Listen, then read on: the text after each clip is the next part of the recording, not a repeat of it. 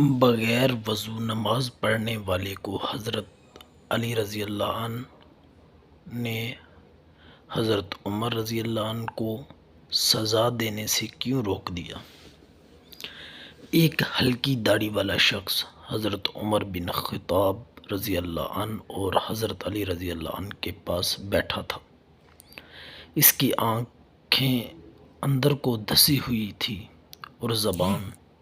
ذکر و تسبیح میں مشغول تھی۔ حضرت عمر رضی اللہ عنہ نے اس سے پوچھا کہ آپ نے صبح کس حال میں کی؟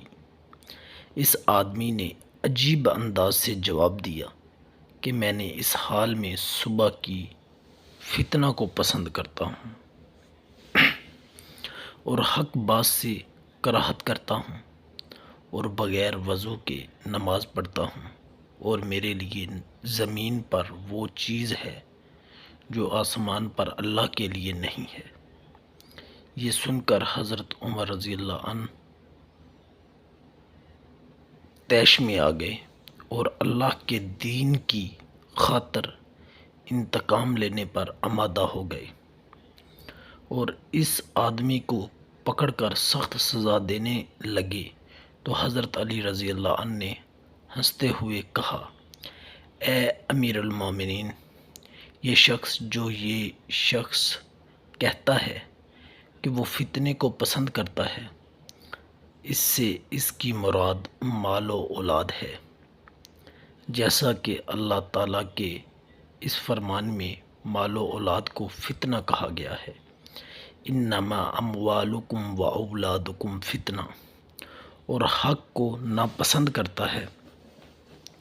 اس سے مراد موت کی ناپسندگی ہے، جیسا کہ اللہ تعالیٰ نے فرمایا،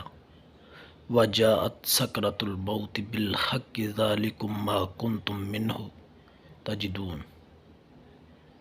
اور بغیر وضو کے نماز پڑھتا ہے، اس سے مراد نبی کریم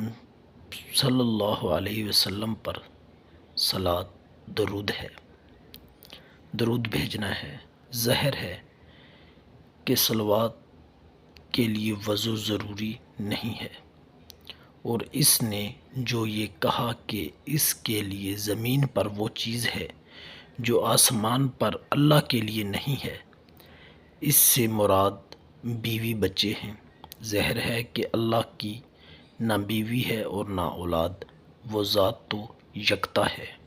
نیاز ہے،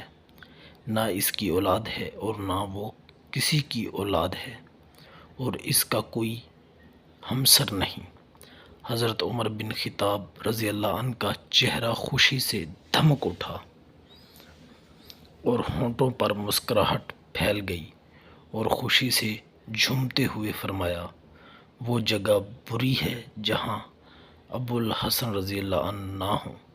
یعنی علی بن ابی طالب۔ جن دوستوں کو ہماری ویڈیو پسند آئے، ویڈیو کو شیئر کریں، لائک کریں، کمنٹ کر کے اپنی رائے کا اظہار ضرور کیجیے۔ چینل کو سبسکرائب کر دیجیے تاکہ آنے والی تمام ویڈیوز آپ کو آسانی سے مل سکیں۔